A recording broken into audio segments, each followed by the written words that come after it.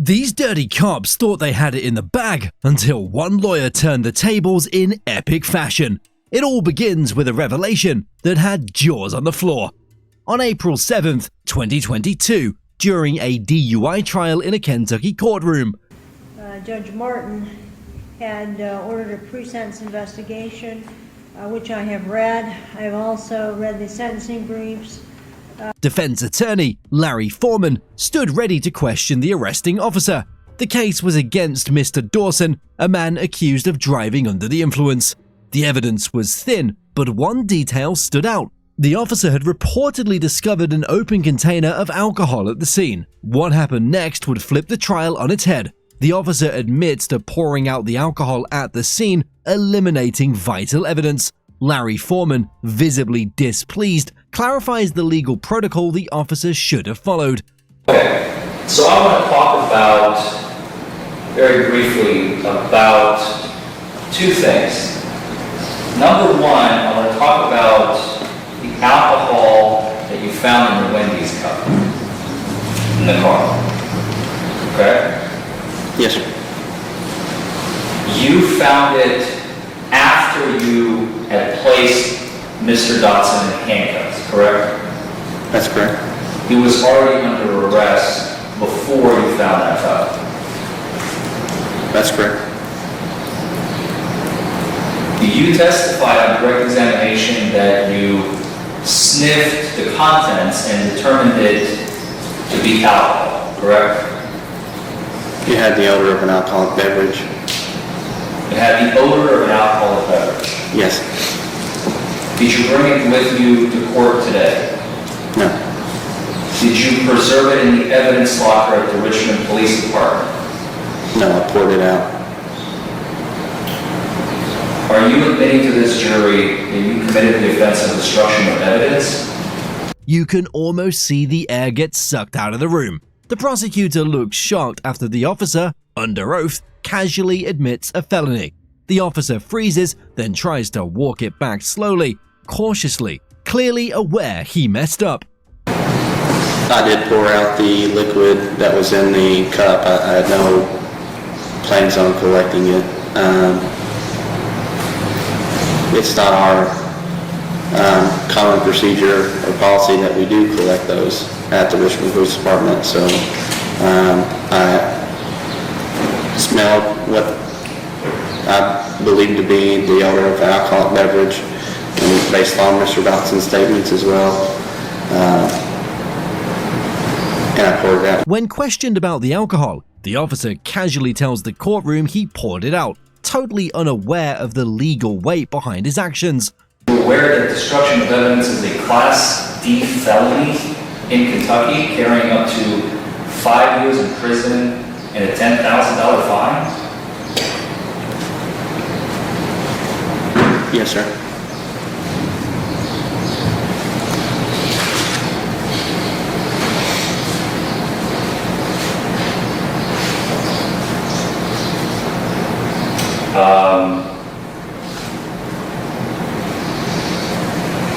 Let's talk about the marijuana.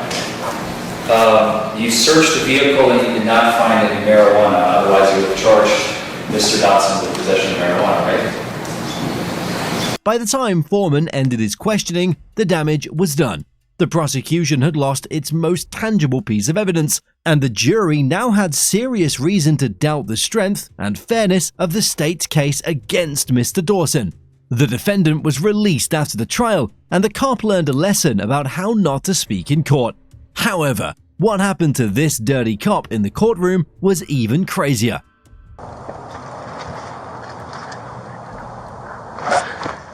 Put your hands up! Show me your hands! On October 12, 2019, former Fort Worth police officer Aaron Dean responded to a non-emergency call in the Hillside neighborhood of Fort Worth, Texas. A concerned neighbor had noticed that a Tatiana Jefferson's home front door was open late at night and requested a welfare check. Dean arrived with another officer and did not park in front of the house or announce his presence. Instead, he crept through the backyard with a flashlight and his gun drawn.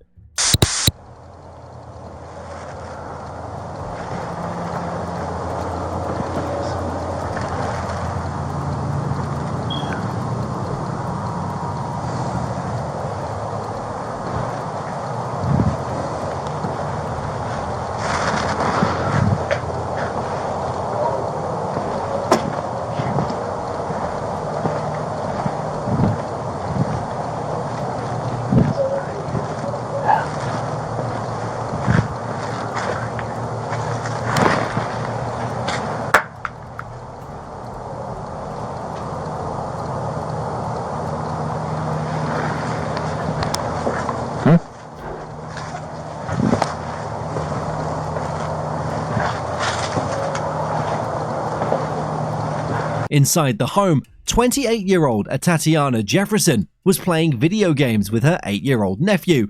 They'd left the door open earlier to enjoy the cool night air. As they continued their game, they heard a noise in the backyard. Jefferson went to the window to see what was happening. Within seconds, Dean shone his flashlight at the window and immediately fired a single shot through the glass.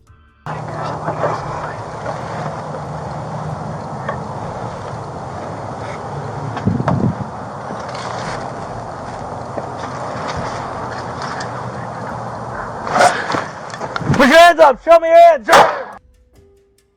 The bullet struck Jefferson, killing her instantly. Her nephew later told investigators that she had pulled out a handgun when she heard noises in the backyard, likely fearing a prowler.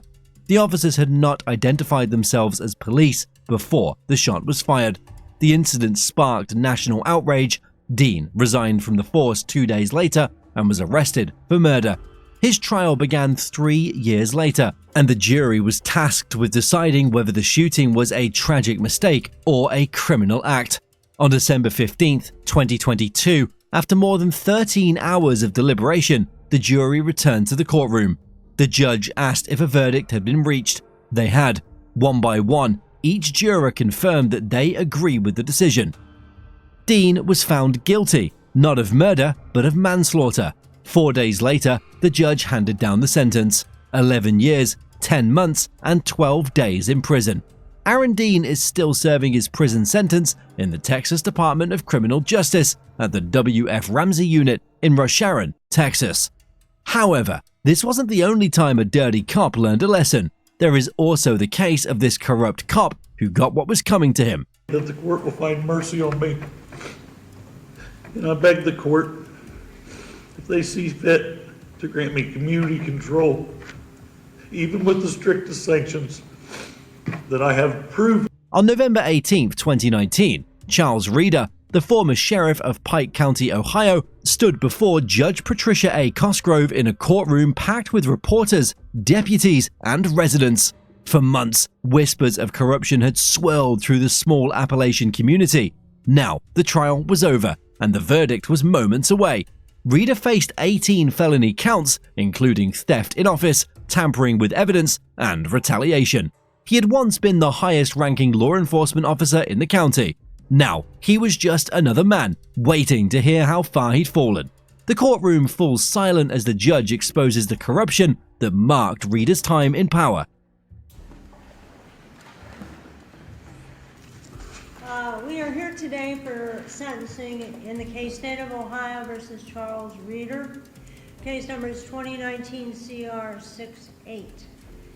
The court actually, Judge Martin, had ordered a pre-sentence investigation, which I have read. I have also read the sentencing briefs by a counsel representing the state of Ohio. The trouble started in 2018 when rumors began circulating that Reeder was using impounded vehicles for personal use. An anonymous tip reached the Ohio Auditor's Office, and investigators launched a probe. What they found went far beyond misuse of county property. Reeder had been borrowing large sums of cash from his subordinates. He was accused of pocketing money seized in drug busts and gambling heavily at local casinos. The sheriff, it seemed, was running his department like a personal piggy bank.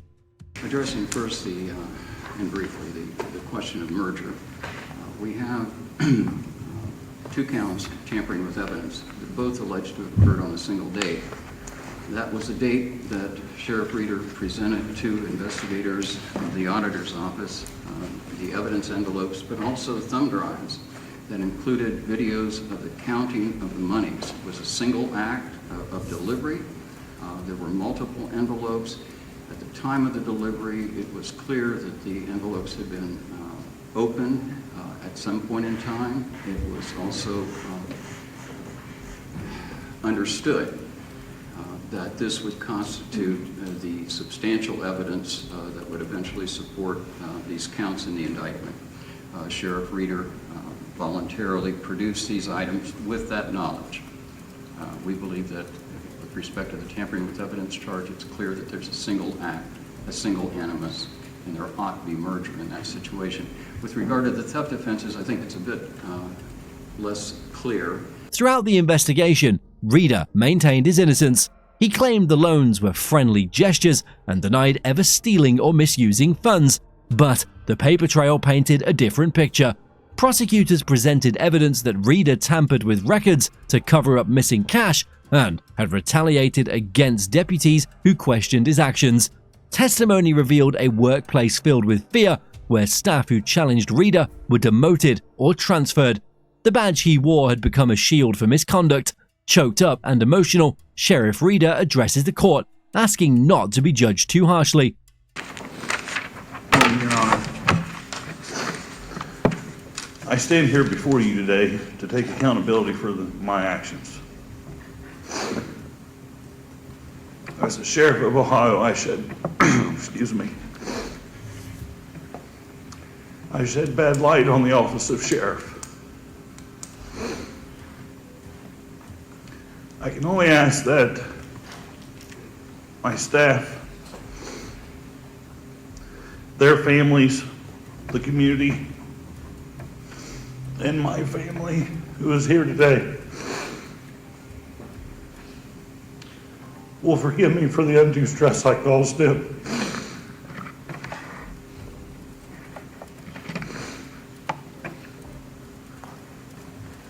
For this, I am terribly sorry. I stood in this court on September 24th and pled guilty to the charges against me, to accept responsibility for my conduct.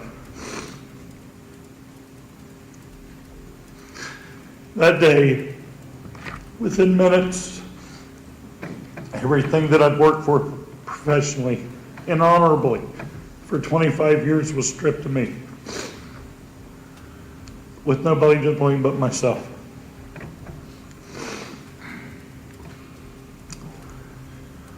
My staff and I had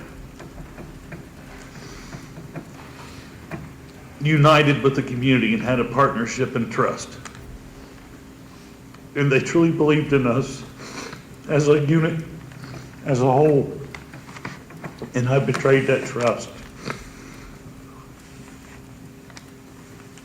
If I could go back and change it, I would 1,000,000 times. There's another box of Kleenex.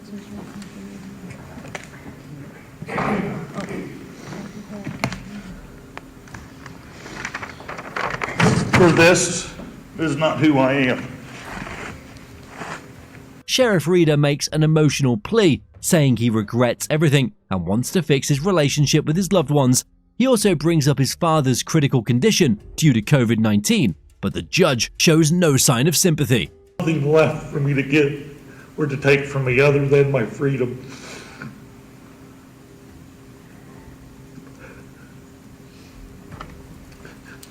I have, and I now pray that the court will find mercy on me. And I beg the court, if they see fit, to grant me community control, even with the strictest sanctions that I have proven to this court in the past 2.5 years that I can abide by.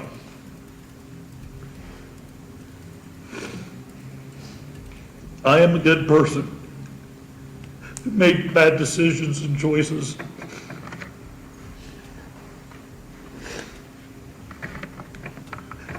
I can continue to be a productive citizen in this county and be in the community with the love that I have for my family, my friends, and my neighbors. I'm asking all this so that I have the opportunity to watch my son graduate from high school and attend college this year. My daughter, who's getting married in October, so that I can be there for her. And my wife, so that I can be a husband that I haven't been in 25 years due to my career. I've just not been there.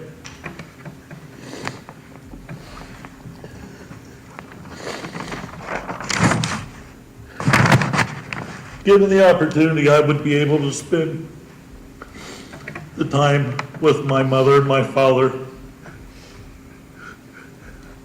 and continue to be there for them when they need me in the last years of their lives, as I've experienced this week with my dad, when 2 days ago I thought that I had lost him.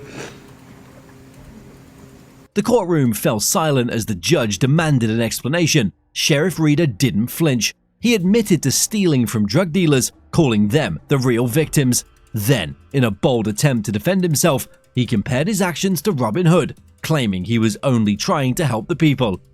The big question I have, and is on everyone's mind, I'm assuming, is why did you cut open these evidence envelopes and take the money out, and then in some cases you put it back, although you were caught because the envelopes had been unsealed and sealed again improperly, and the denominations did not match what was taken at the crime scene or from those individuals.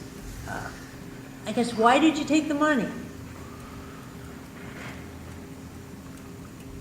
I took the money, and mind you, this does not excuse it, but from drug dealers that took it from parents of very poor people in this county. That money, regardless of what the state and what the media has claimed in the past years of a gambling problem and that money being used for gambling, was used when there was a tree planted in the name of the Shelton boy. It's at the entrance of Western High School to the left as soon as you pull in. Nobody could pay for that tree. Nobody offered to pay for that tree. A drug dealer did. When schools had cheerleading or pee-wee that had car washes and such, I would have our cruisers taken down there. My men and women did not make good money, so some of them would give them $2, $5. I took money from that and I provided it to those people. Now, I replaced it in time. The money was not in the safe the day that they came and they did the search warrant in my office. 3 days prior to that, which the state has not included, I had knowledge from my secretary, Kelly Sanders, that the security company was coming into my office and that office was going to be open to anyone. I removed those monies from that safe and I put it in the back of the F-250 that I drove. The judge didn't hold back when she turned to Sheriff Robin Hood. She told him straight up how much pain his dirty actions had caused in the community. Now, here's what I want to say. You've been in law enforcement for 24 years. Whether you are a sheriff, whether or not you're a sheriff's deputy, whether or not you're a prosecutor, whether or not you're a defense attorney, or whether or not you're a judge, you choose to be in this profession. We see horrible things, multiple deaths as you have, deaths of babies, torture of old people. This court personally has had to sentence a number of people to death, impose the death penalty. We all choose our profession and we have to conduct ourselves with integrity so that everyone trusts us. Now, no person is good or bad, but you had an obligation, Mr. Reeder. The sheriff's office, like every other PERS entity, has a free counseling program. In other words, you could have sought free counseling at any point in time for your conduct. Now, from your general practitioner, doctor, your conduct has been escalating. You didn't take care of yourself. You had high blood pressure, a poor diet. you did your job, but you neglected your family. In this business, you have to be able to balance all of those things, and you have to take responsibility of the fact you didn't do it. You didn't reach out for help when you should have. And the other thing is, you mentioned these two of the multiple offenses were committed as part of one or more criminal pattern of criminal conduct, and the harm caused by two or more of these offenses are so great or unusual that no single prison term for any offense committed as part of the course of conduct adequately reflects the seriousness of the offender's conduct. It cannot be underestimated the damage that you have caused to the citizens of Pike County, to law enforcement who every day get up, face the same sort of stresses that you do. They go all home at night, they get up in the morning, their family, they don't know if they're going to come home. The sacrifices that these men and women make, I think you made a mockery of them. I could have imposed a much greater sentence than I have. As I said, I've taken into consideration some of the mitigating factors, but punishment is appropriate. To sentence you to, I consider the minimum. However, to sentence you to anything less than 3 years in prison would demean the seriousness of the offense and not adequately protect society from future criminal conduct by yourself and others. You have the right to appeal the court's judgment. As Judge Cosgrove read the verdict, the courtroom held its breath. Reeder took a plea deal and got 3.5 years in prison. Deputies led him away in cuffs, the same way he had once marched suspects into the very same courthouse. If you enjoyed this video, YouTube thinks you'll like the next one on your screen.